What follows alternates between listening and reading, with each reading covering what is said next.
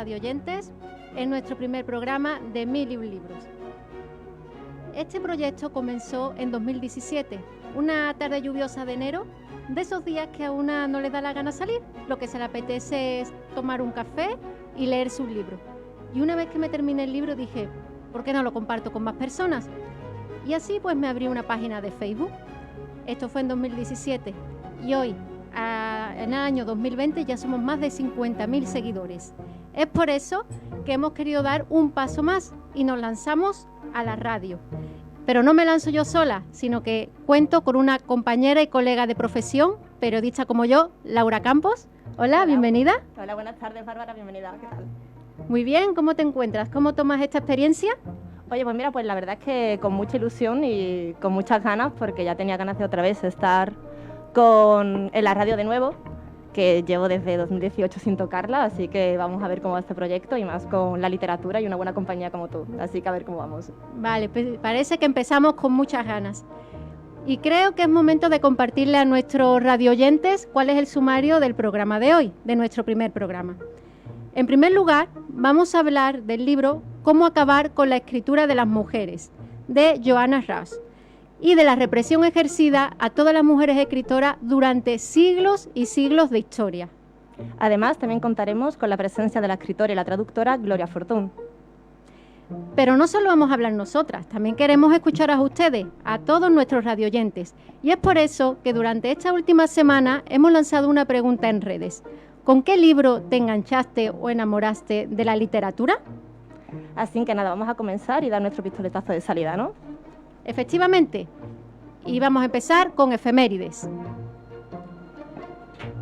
En primer lugar, queremos decir que hoy, 19 de octubre, se celebra el Día de las Mujeres Escritoras, que lleva en vigor desde el 2016. El día 24 de octubre celebraremos el Día Internacional de la Biblioteca. La primera vez que se celebró fue en 1997. Pero, ¿qué tal si nos vamos con los cumpleaños de la semana? Sí, porque esta semana muchos escritores importantes cumplen años.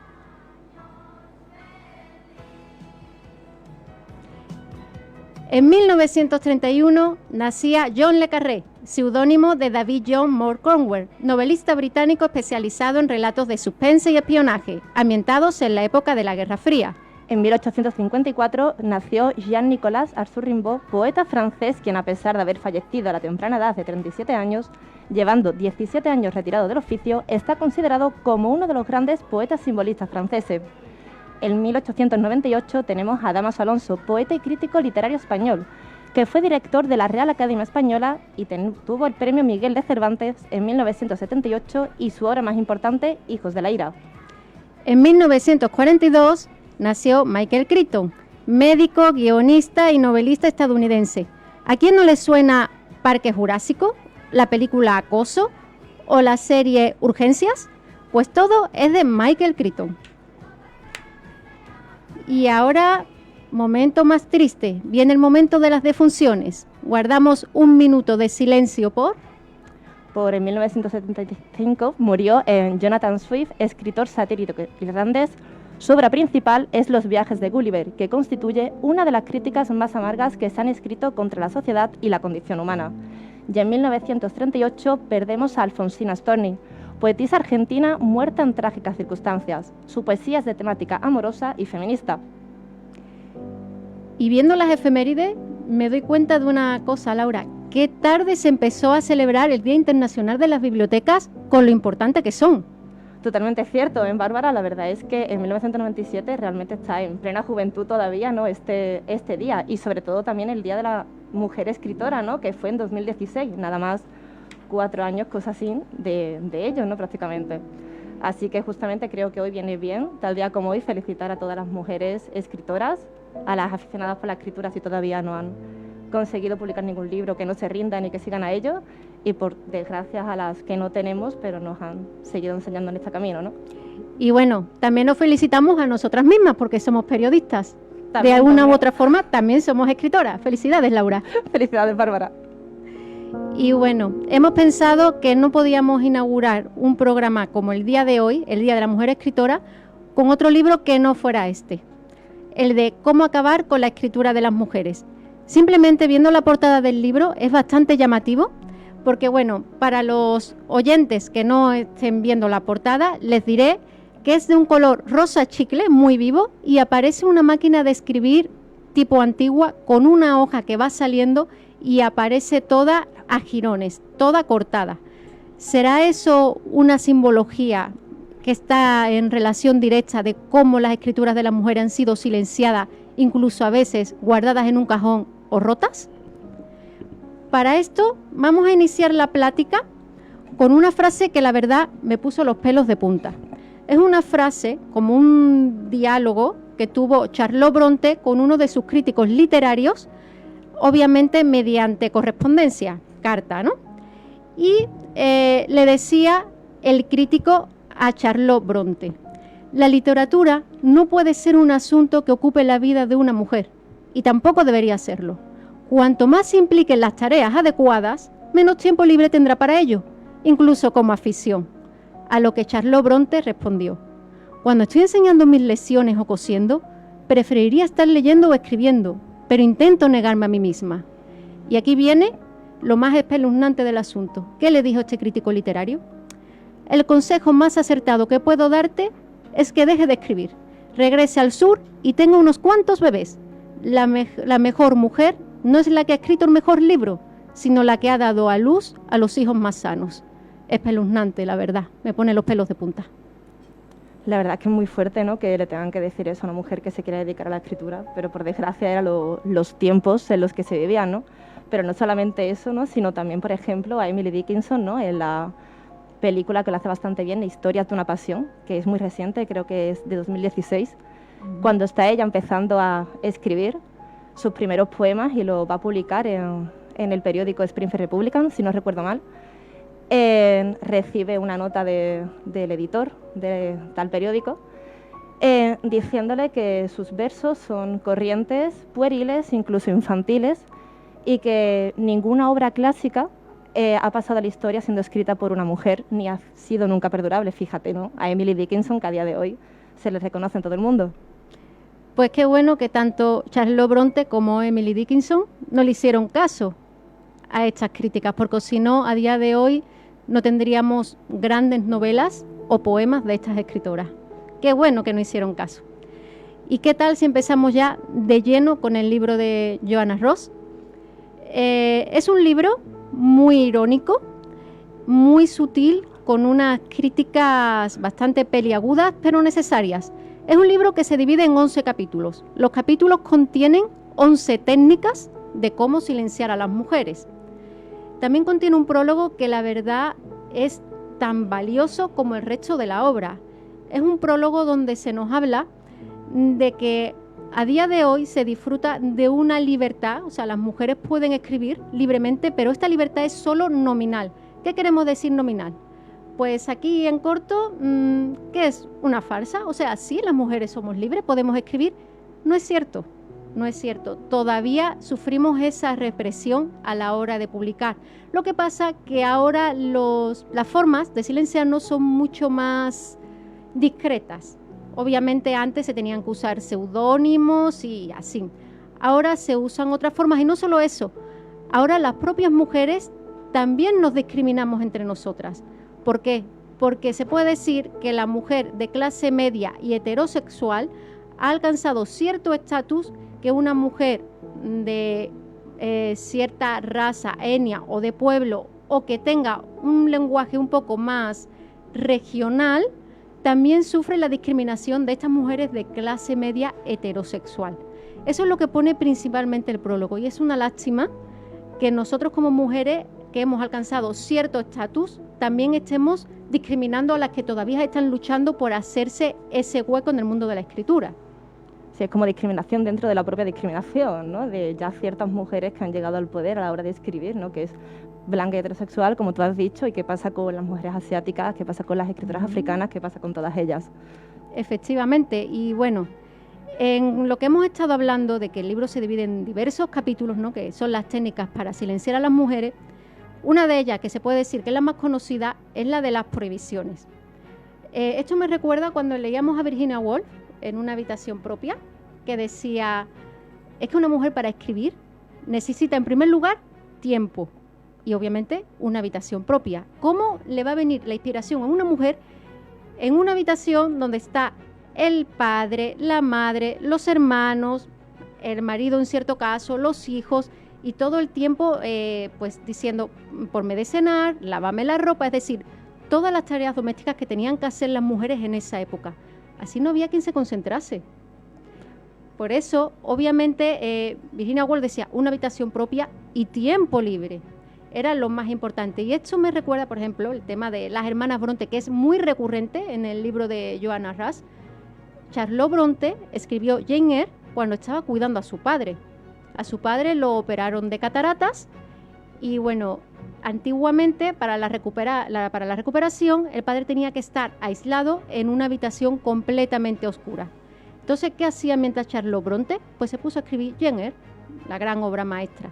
Pero hubo otras mujeres que no tuvieron esa suerte, que tenían que estar cuidando a su padre enfermo, como fue el caso de George Eliot, Susan, para el nombre real de esta escritora. Y bueno, si hablamos del tema de la disponibilidad económica, es otro asunto también muy importante a reseñar. Las mujeres no tenían el dinero, no disponían del dinero para poder comprar el material como son los papeles y las plumas para la escritura. Todo el dinero lo manejaba el marido o el padre. Y obviamente no le iban a dar dinero a su hija o esposa para que escribieran. ¿Cómo que para escribir? Pues tú no te tienes que dedicar a la casa. Y así, por ejemplo, las hermanas Bronte cogían el papel y escribían en todos los márgenes en letras muy, muy pequeñas. No podían desperdiciar ni una milésima parte de papel porque no había recursos económicos, hasta el punto que cuando ellas mandaban sus escritos a los editores y los editores se los regresaban, cogían el mismo sobre, tachaban la dirección del editor y volvían a escribir la del nuevo editor. Hasta ese punto era la falta económica. Pues fíjate, ¿no? Y qué lástima, y volviendo otra vez al tema de la falta de tiempo, ¿no? Porque una mujer en esa época se tenía que dedicar al hogar, a mantener a los hijos, a la familia, a todo. Y si es, a ver si te queda tiempo para escribir, ¿no? Que seguramente es dificilísimo, como no te pongas por la noche como hacía Emily Dickinson de 3 hasta el amanecer. O sea, imagínate, ¿no? Pero por desgracia muchas poetas y escritoras tuvieron que dejarlo porque no tienen ese tiempo suficiente, como fue la estadounidense, ¿no? En Kate Wilhelm, que tuvo que dejar de escribir por ello. Así que fíjate qué lástima, ¿no? de las mujeres, ¿no? E incluso Sylvia Plath, ¿no? La poeta estadounidense, también se tuvo que suicidar a la edad de 31 años porque ella creía que tenía que ser perfecta en todos los sentidos, tanto poeta como mujer, para poder dedicarse a la escritura. No lo consiguió la pobre y a los 31 años perdimos a una gran poeta. Es que había como esa responsabilidad de la mujer de dedícate a la casa y a todo lo que conlleva la casa, que no es un trabajo fácil. Y bueno, ¿quién se podía dar el lujo de decir, no, yo no me dedico a la casa, voy a dedicarme a escribir? Seguramente que estas mujeres no tenían esa seguridad de, es que yo voy a ser una grande de la literatura, entonces puedo darme el lujo de que me señalen con el dedo por no dedicarme a las labores del hogar. Entonces era complicado. ¿Acaso Jane Austen sabía que iba a ser Jane Austen? Efectivamente, ¿no? Es que ninguna de estas escritoras encima se sentían incluso inferiores, ¿no? Porque todo estaba escrito por los hombres y rara vez encontrabas alguna mujer que escribiese, ¿no? Y si la escribían seguramente te tachaban de cualquier cosa, ¿no? Por eso Sylvia Plath nos dejó con estos últimos versos, ¿no? Que era: la mujer alcanza la perfección, su cuerpo muerto esboza la sonrisa del éxito. O sea, solo encuentra la perfección cuando se muere. Efectivamente. Fíjate qué triste, ¿eh? Las exigencias de la época. Siempre a las mujeres nos han pedido el doble, y si eras escritora en la época donde no estaba permitido, mucho peor. Y bueno, si hablamos ya de la negación de la autoría, ya encontramos casos como por ejemplo el de Mary Shelley. ¿Qué le pasó a Mary Shelley, Laura? Bueno, Mary Shelley, evidentemente la obra que más se conoce de ella no es la de Frankenstein, ¿no? Evidentemente que lo escribió a una edad muy temprana, con tan solo 18 años, ¿no? Terminó de escribir esta novela que la llevó al éxito, ¿no? Y cuando la fue llevando a las editoriales y demás, evidentemente se la rechazaban porque era extraño, ¿no? Que una chica tan joven pudiera haber escrito tal obra de arte. Por lo tanto, ¿qué pasa? Mary Shelley estaba con un gran poeta de aquella época que era Percy Shelley, evidentemente. Por lo tanto, ¿qué te van a decir? esto no lo has escrito tú, lo ha escrito tu marido, no lo has hecho tú. Así que da mucha pena que incluso a una chica así se le tenga que decir que lo ha hecho tu marido porque tú no tienes esa capacidad, ¿no? Porque decían también, ¿no?, aparte de que lo había escrito su marido, no solamente eso ya, sino que ella se embriagaba del ambiente masculino de su alrededor y ella era como un medio transparente que simplemente escribía las ideas que escuchaba alrededor suya en aquel ambiente, para verlo. Algo fantasmal, ¿no? O sea, el ambiente le tomaba la mano a Mary Shelley y Frankenstein se escribió solo. Correcto. No sé si roza un poco lo cómico, pero bueno, estas son las técnicas que se han empleado a lo largo del tiempo y no fue solo la única. Volvemos con las hermanas Bronte, Charlotte Bronte, su obra Jane Eyre fue considerada tan buena que decían, esto no lo ha podido escribir solo una mujer. Vale, te estamos viendo a ti, estás viniendo aquí, obviamente eres una mujer, pero sabemos que tienes un hermano. Seguro que las partes más complejas de la obra la escribió tu hermano. Y esos editores que no sabían que Branwell, el hermano de Charlotte, por ciertos disgustos amorosos que tuvo, pues la verdad se la pasaba embriagado. No escribió Jane Eyre para nada. Y si hablamos de Cumbres borrascosas, de Emily Bronte, bueno, pues se dijo que era una dentición moral de la autora. ¿Qué queremos decir con dentición moral? Por favor, inspíranos. Sí, porque nada más que la expresión choca. Pues que la obra la empezó escribiendo Emily, ella como mujer, pero que la obra, dicho así rápido pronto, se le fue de las manos y se escribió sola. También, o sea, es que los espíritus que están por ahí vagando toman las manos de las mujeres y las obras se escriben solas. ¿Y qué hablamos de las partes hermafroditas? Mira, te iba a decir justamente lo mismo, ¿no? La falacia hermafrodita que justamente dice Joanna Russ, ¿no?, en el libro de Cómo acabar con la escritura de las mujeres, que era como si tú fueras hombre y mujer a la vez, ¿no?, directamente, ¿no? Es como las partes más sentimentales las escribe tu parte femenina y las otras partes las escribe tu parte masculina, que es lo que tú tienes. Ajá, o sea, en ciertos momentos soy mujer y en otras soy hombre. Efectivamente, según el día o según las horas del día. Según lo que escribas, ¿no? También. Y yo eso me pregunto, hay muchos escritores hombres que se han destacado por hacer unos perfiles psicológicos de la mujer en la literatura geniales. Por ejemplo, hablamos de Antonio Gala. ¿En algún momento se ha planteado que en ciertos momentos cuando él escribe es hombre o es mujer?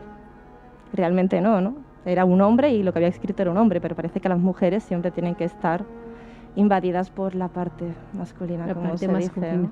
¿O no lo escribieron ellas? Efectivamente.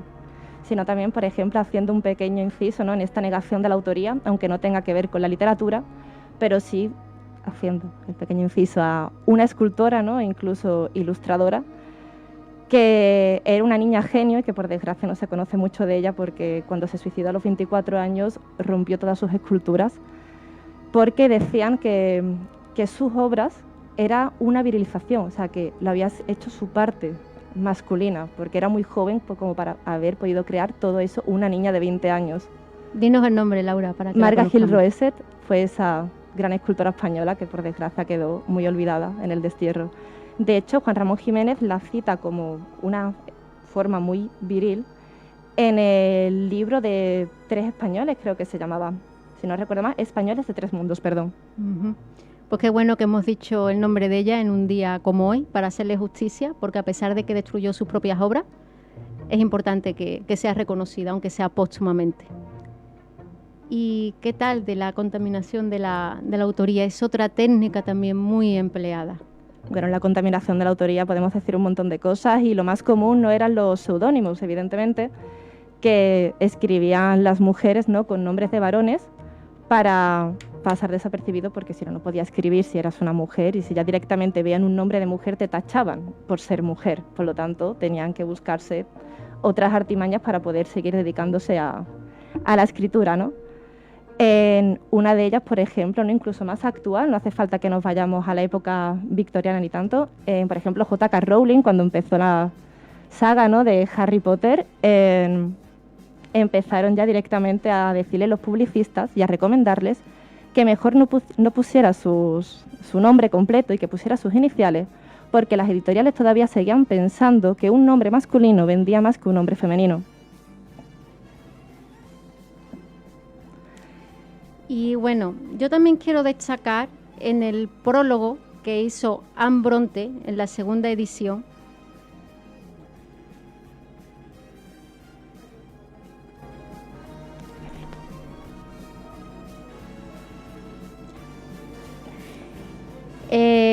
Anne Bronte, en el prólogo que hizo de La Inquilina de Wilfred Hall, esta obra recibió 95.1.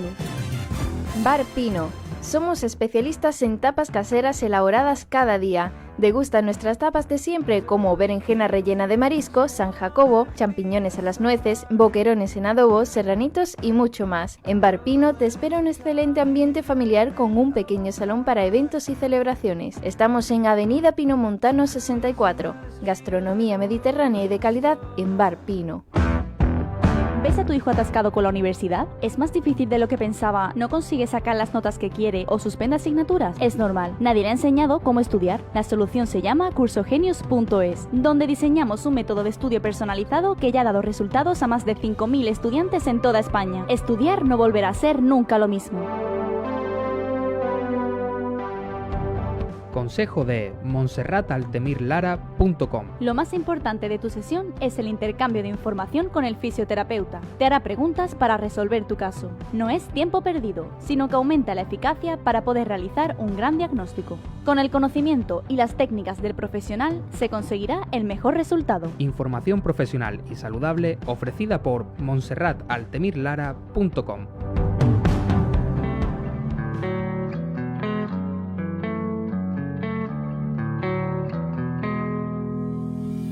I'm the bad one. Take a look at yourself in the mirror. If I'm the worst one, ask anybody else who'd you prefer. If it comes down to me and you, I think that you are the one with a bad attitude. What sort of conflict? You got no clue. Tell me, what is your problem? All is rules.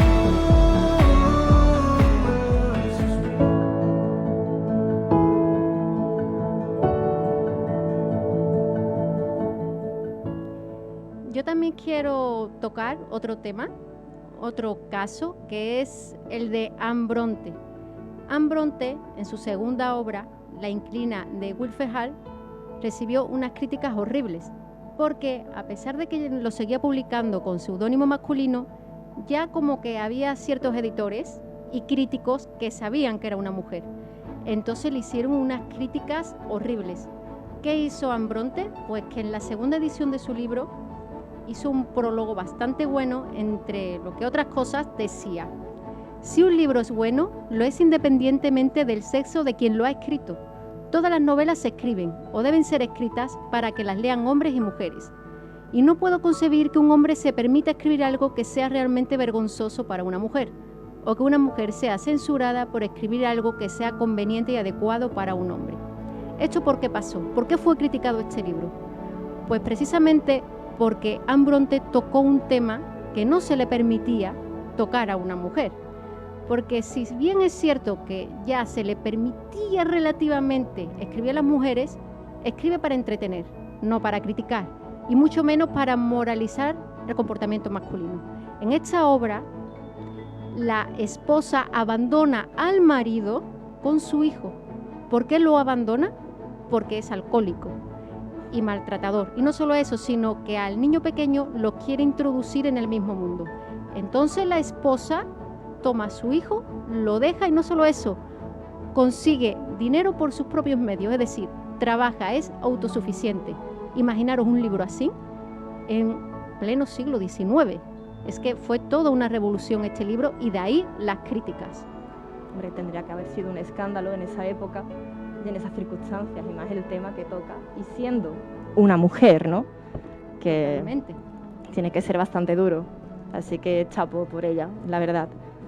Y no solamente eso, ¿no? Sino ya haciendo también en las anomalías, ¿no? Porque también se decía que sí, lo podía haber escrito esa mujer, pero no se encuentran muchas como ella.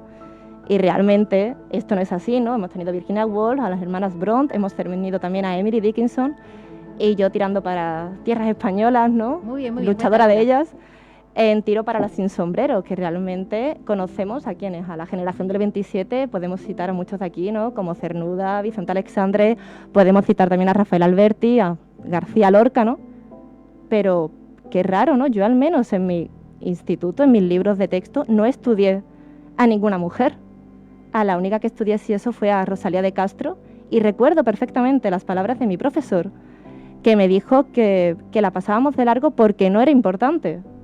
La única mujer que teníamos en todo el libro de texto de lengua castellana y literatura. Y justamente hace unos años, creo que en 2017, sacaron un documental y un libro también llamado Las sin sombreros, de Tania Bayó, que te habla de todas estas mujeres que quedaron olvidadas y a las sombras de los hombres artistas de la generación del 27, como puede ser la pintora Maruja Mayo, la escritora María Teresa León, la poeta Ernestina de Champurcín. ¿No había escritoras? ¿De verdad? ¿Ni poetas ni artistas? Y no han sido reconocidas ni recopiladas en ningún libro de texto hasta hace unos 4 años o 3. Vamos a preguntar si tenemos ya nuestra invitada, si es posible.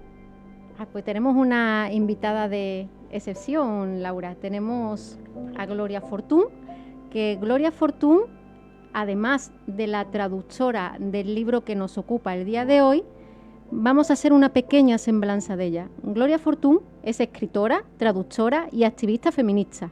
Se define como una ciudadana literaria. Desde los 7 años y hasta la adolescencia, la escritura ya formaba parte de su vida, de tal forma que publicó una revista con los hechos más significativos de su casa. Estudiante de filosofía y filología inglesa, además de activista social, combina la traducción y la escritura junto a su trabajo de community manager y lleva la gestión del espacio feminista Entre Dos, donde imparte distintos talleres, pero sobre todo es una mujer luchadora, casi nada. Nada. Buenas, Gloria. Hola, buenas tardes. Buenas, ¿qué tal? ¿Cómo estás? Muy bien, ¿qué tal vosotras? Me está encantando el programa, enhorabuena. Ay, muchas gracias. Y eso que teníamos más contenido, pero se nos hace el tiempo encima. Eso siempre pasa con la literatura. Sí, más con la literatura y con las mujeres, de que sí. Bueno, totalmente. Gloria, como te hemos presentado, ¿no? Eres traductora y, según parece, la representante de la tierra de la escritora estadounidense Joanna Russ. Cuéntanos pues un poco. Es un honor, pero sí. Cuéntanos un poco sobre esta autora y el ensayo que tradujiste suyo, ¿no? De cómo acabar con la escritura de las mujeres. Pues mira, Joanna Russ, que falleció ya en 2011, fue una escritora, una académica y una feminista radical que sobre todo destacó como escritora de ciencia ficción, pues con novelas como El hombre hembra y algunas más, ¿no? Una muy reconocida escritora de ciencia ficción de ese género que surgió, de ese subgénero que surgió en los años 60. Que se caracterizaba para ser más experimental en la forma y en el contenido, ¿no? Y además fue una de las voces más potentes denunciando los prejuicios de las escritoras en la ciencia ficción, que hubo muchísimas, aunque siempre se relaciona este género con los hombres, hubo muchísimas y muchas veces con un seudónimo masculino, ¿no? En cuanto a su ensayo Cómo acabar con la escritura de las mujeres, lo escribió en 1983. Sorprendentemente no se había traducido al castellano hasta que lo hice yo en 2018, 35 años más tarde. Sin embargo, tal y como contabais, sigue de absoluta vigencia, ¿no? Bueno, y vemos que el libro, como hemos dicho anteriormente, nos detalla 11 formas de silenciar a las mujeres. Pero yo así ahora te pregunto, ¿existe la técnica número 12? Y la 3 y la 14, supongo, ¿no? Sí, lo que pasa es que yo creo que ahora mismo el machismo, el sexismo es mucho más sutil. Es esto que llamamos micromachismo, no porque sea pequeño, no micro de pequeño, sino porque está socialmente aceptado, ¿no? Y esto mismo pasa en la literatura.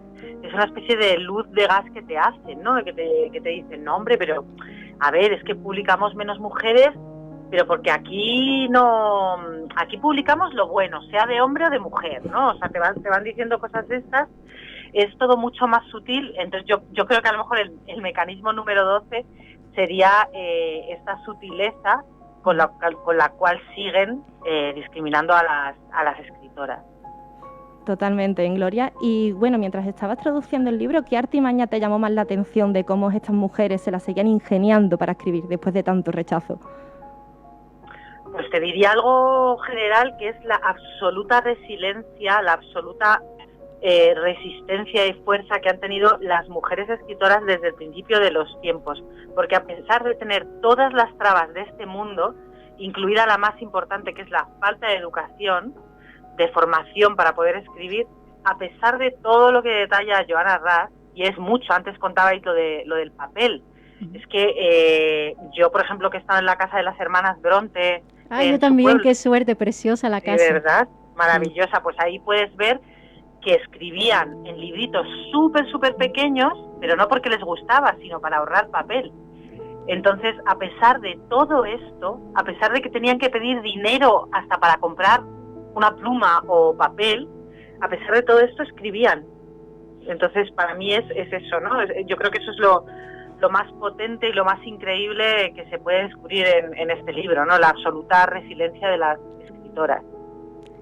A mí algo que me llama la atención, y no sé si es otra forma de silenciar o es puro marketing, hablando del tema de las Bronte, que bueno, veo que has estado en Howard, preciosa la casa de las hermanas Bronte. Es una maravilla. Ay, sí, el pueblo en general. Nada, lo tendré pendiente para el próximo viaje. Pues sí, desde luego. A mí algo que me llama la atención es que hay muchos libros sobre las hermanas Bronte, tanto biográficos, de cartas, y no están traducidas al castellano, están todas en inglés.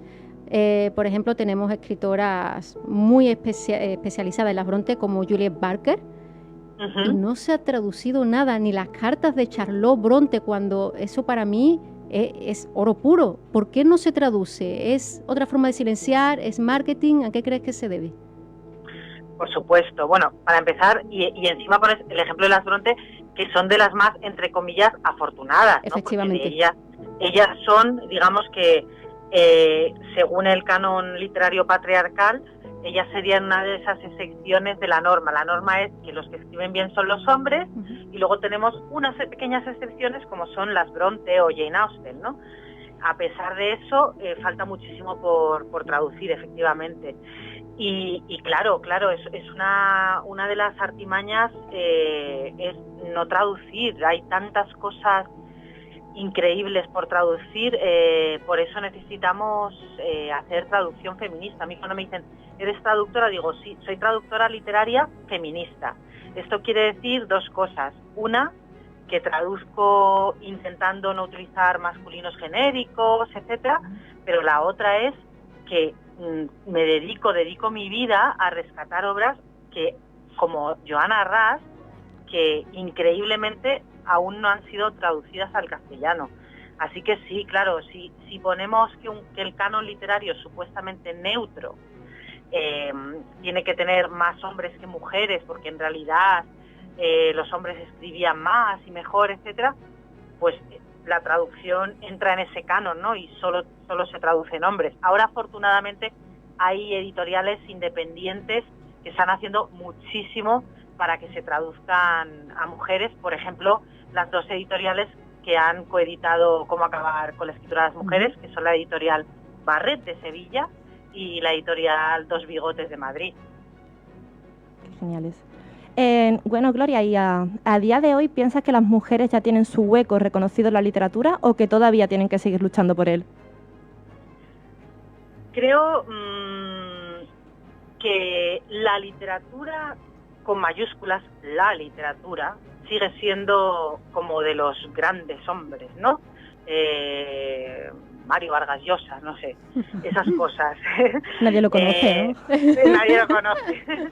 Entonces, es verdad que en esa literatura con mayúsculas ya hay mujeres reconocidas, pero es que yo no abogaría por meter a las mujeres en esa literatura. Yo abogaría por hacer otro canon, hacer otra literatura, otras literaturas, porque faltamos muchísimas. No solo faltamos las mujeres en general, sino que faltan las racializadas, faltan las trans, falta muchísima gente. Entonces, Totalmente. y faltan además muchísimas formas literarias, porque se considera que solo hay una manera buena de escribir y no es cierto, y las otras parecen peyorativas, ¿no? Yo qué sé, pues es como lo que cuenta Joana Raz, ¿no? Que la escritura confesional es como algo peor porque las mujeres escriben así. ¿Por qué? Porque es peor, ¿no? Entonces yo haría otro canon literario, otras literaturas. Sí, precisamente con lo del canon literario, pues en cierto modo de ello depende las escritoras que se estudian en el colegio, en el instituto, así. Y como comentaba mi compañera Laura, ella, bueno, solo en los libros de texto venía Rosalía de Castro Ya está. y se la pasaron. Efectivamente, no cuentes más. Yo no sé si a ti te tocó estudiar alguna escritora o te pasó igual que a mi compañera, igual que también me pasó a mí, que en los libros de texto no aparecía ninguna, solo Rosalía de Castro y así de por encimita. Sí, me pasó exactamente lo mismo, nos ha pasado a todas, yo creo, y si me apuras le sigue pasando a mi hija, que tiene 10 años. A mí me parece una vergüenza, me parece indignante que las pocas que salían mencionadas, como Rosalía de Castro, se pasaran, porque lo que has contado, Laura, me pasó a mí igual, ¿no? Está bueno, no la damos porque no es importante. Claro, ¿no? Que fíjate que no es importante la única mujer que te ponen en los textos, ¿no? ¿Cómo no va a ser importante? Si está ahí, será por algo, ¿por qué no voy a estudiarla, no? Claro, y además, no solo eso, sino que había muchísimas grandísimas sin mencionar, como Esther Tusquets, Carmen Martín Gaite, Ana María Matute, ¿no? Las sin sombrero. Claro. Y luego, por ejemplo, yo estudié filosofía, no se mencionaba una sola filósofa, nuestra María Zambrano, por Efectivamente, favor. Que solamente se conoce por la estación de Málaga, no se conoce ni quién es ella, a no ser que te introduzcas. Que me parece muy patético, incluso le querían cambiar el nombre a la estación de María Zambrano, también, que esa es otra. Terrible. Sí. Bueno, y hablando un poco de ti, cuéntanos, ¿en qué proyecto estás ahora trabajando?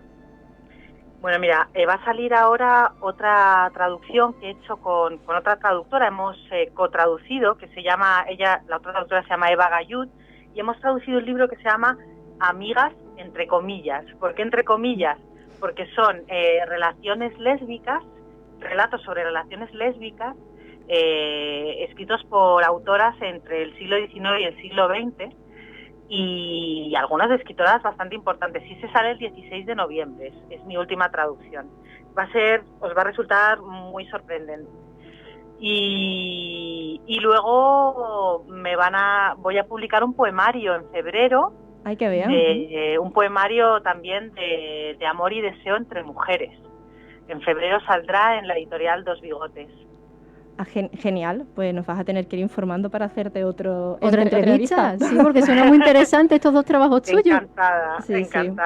Gloria, creo que Bárbara y yo nos quedaríamos aquí toda la tarde hablando contigo, con un café y demás, pero te vamos a tener que ir despidiendo. Se nos han quedado muchas más preguntas en el tintero, así que cuando vengas de Madrid a Sevilla, cuando se pueda, esperamos verte y tomarnos algo contigo. Fenomenal, pues nos vemos entonces. Así que un placer y gracias por estar con nosotras, aunque sea telefónicamente. Muchas gracias. Venga, muchas gracias. Gracias a ti. Hasta luego. Bueno, y ahora, como comentábamos al principio, queríamos darle voz a nuestros radioyentes con una pregunta. ¿Qué pregunta era, Laura? Recuérdanosla. Pues te la recuerdo sin problema, que era que con qué libro no te enganchaste a la literatura. Pero antes de buscar a nuestros queridos teleoyentes de qué nos van a decir, te la pregunto yo a ti. ¿Con qué libro te enamoraste, Bárbara, de la literatura, por favor? Cuéntanos. Pues a ver, yo me enamoré de... Está todo el mundo aquí expectante, nuestra técnica también. Todos, estamos apuntando todos los libros que nos tenemos que leer. A ver, yo me hice amante de la lectura desde bien pequeña, entonces obviamente con el libro que me enamoré era un libro para niños.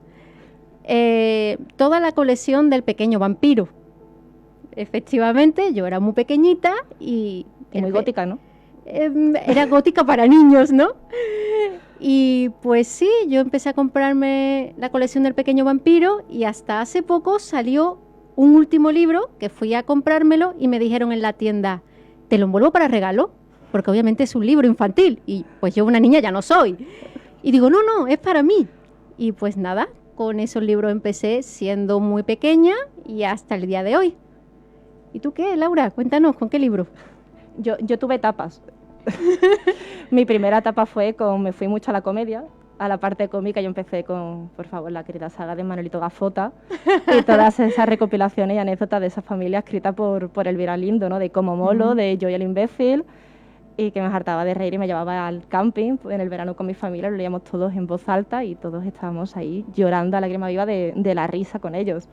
Después, ya más a la adolescencia, me fui con Laura Gallego García, que fue la que me inspiró a seguir escribiendo, y al mundo de la fantasía con Memorias de Idún, así que le doy las gracias. Y después me fui a lo clásico en el instituto, ya fui niña repelente, y me fui con Oscar Wilde y El retrato de Dorian Gray, y a partir de ahí empecé a ser una lectora voraz decimonónica. Pues vamos a ver qué nos dicen nuestros radioyentes. A ver, tenemos algunas aportaciones por Facebook, por ejemplo. Tachi Vargas se enamoró de la lectura con El Principito. Estela Bartolota se leyó Azabache. Carmen Gloria, 100 años de soledad. Rosa Mirta, Mujercitas. Eduardo Rodríguez, Platero y yo. Regina Archundía, Raíces. Alicia Leonor Marianela, de Pérez Galdós. Ella empezó fuerte con Pérez Galdós. Sí, empezó valiente, ¿eh? Sí. Porque la escritura de ese hombre en esa época, siendo pequeña... No es fácil, no es fácil. No es fácil de engullir. ¿Algunos que nos comentes de más lectores? Voy. Es que en Instagram con sus nombres tan maravillosos. Está Nati Pipi con Crónicas de una muerte anunciada, que al parecer lo que le cautivó de ello fue la primera frase, que era el día que lo iban a matar. Sí, ya con ella se engancha la literatura, dice. Otros también con Memorias de Idún, así que somos fuertes los idunitas aquí. El Lenny Ri 86 con Finis Mundi, también de Laura Gallego García. Maret Carrasco con 100 años de soledad. A ver, ¿qué más encuentro? Chio 2103 con Rebelión en la granja. Muy bueno también. También lo bueno. tengo pendiente de lectura. Yo tengo 1984. Así que nada mal, ¿no? Por aquí, bueno, tengo también a Henry Damián Portugal Céspedes, que empezó con Edgar Allan Poe. También tenemos a Teresa Delgado, que se enamoró de la lectura con Papillón, que se lo regalaron siendo muy jovencita y que estaba convaleciente de una operación.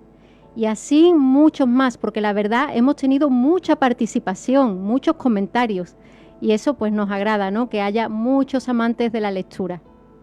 Sí, la verdad es que podemos seguir y no terminar. Sí, nos llevaríamos un programa entero leyendo respuestas. Solo uno. Y para el próximo programa vamos a tener otra pregunta, ¿no?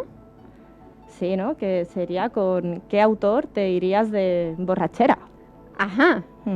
Así que a darle a la creatividad y a ver con qué autor pensáis que os lo pasaríais mejor una noche de viernes, una noche loca de borrachera. ¿Y con qué tipo de alcohol, no? Porque a lo mejor unos pegan más por un vino, otros para bebidas así fuertes, otros para un cerveceo tranquileo, ¿no? O sea, que yo creo que dependiendo de las circunstancias de la alcoholemia, depende también el autor con el que te vayas. El autor que elijamos. Y bueno, antes de terminar, también queremos hacer una pequeña referencia musical muy acorde con el tema que hemos tratado, porque yo pienso que tanto la literatura como la música van de la mano. Y hay canciones que se hacen eco de este papel de las mujeres escritoras silenciadas. ¿No es así, Laura? Sí, totalmente. Por ejemplo, yo voy a nombrar al grupo que justamente he estado escuchando toda esta semana, y además un grupo valenciano muy reciente, creo que empezó en 2010, o sea que tampoco lleva 10 añitos, está bien, que se llama Mafalda, y la canción que viene genial para el programa, es una lástima que no la podamos poner, si eso la buscáis, teleoyente, que se llama Las que faltaron, y es una canción que trata sobre todas las mujeres, no solamente olvidadas en el mundo de las artes, sino también en la historia y en la ciencia, y te va haciendo como una nombración de todas ellas y como una especie de pequeño resumen, de a lo mejor 1 o 2 líneas, de quiénes fueron y cómo por desgracia pues se han olvidado, hasta que se han ido poco a poco, por suerte, recuperando. Así que lo aconsejo muchísimo que la escuchéis después del programa, que nos lo comentéis y que nos digáis. ¿Y tú sabes alguno, Bárbara? Sí, yo me voy por un estilo un poco más clásico. Es Valderrama, sí, el hijo del famoso Juanito Valderrama. Valderrama ha sacado un disco completo que se llama Mujeres de carne y verso, y son poemas de mujeres, obviamente cantados por él y por otras cantantes reconocidas como por ejemplo Sole Jiménez, ¿no? Él comentaba que se dio cuenta en cierta ocasión cuando analizó la obra de Gloria Fuertes que su obra iba mucho más allá de los poemas infantiles, y es ahí que dijo: tengo que investigar más sobre la poesía de las mujeres. Y en esta obra analiza los poemas de 26 siglos de historia de poesía femenina. Así que ahí mi recomendación. 26 siglos de historia, se dice rápido. Desde Safo, la primera canción es un poema de Safo. Pero es bastante tiempo, ¿eh? Bastante, pues. Es un disco libro que recomiendo y merece la pena.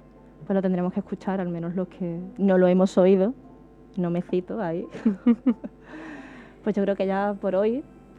Pero no sin darle un adelanto, una pequeña pista a nuestros radioyentes de qué va a ir el siguiente programa. El siguiente programa. Tendremos una cita. ¿Dónde vamos a tener esa cita? Creo que era en la calle Morgue, ¿no? ¿En la calle Morgue? Creo recordar. Lo malo es que no sabemos si asistirá o no el autor. Quizás venga o quizás no. Aquí, si queréis saberlo, tenéis que escucharnos en el siguiente programa. Y sobre todo, responder a nuestra pregunta: ¿con qué autor te irías de borrachera? Y esto ha sido todo por el día de hoy. Un saludo de Laura Campos, Bárbara Ruiz, y esto ha sido 1001 libros.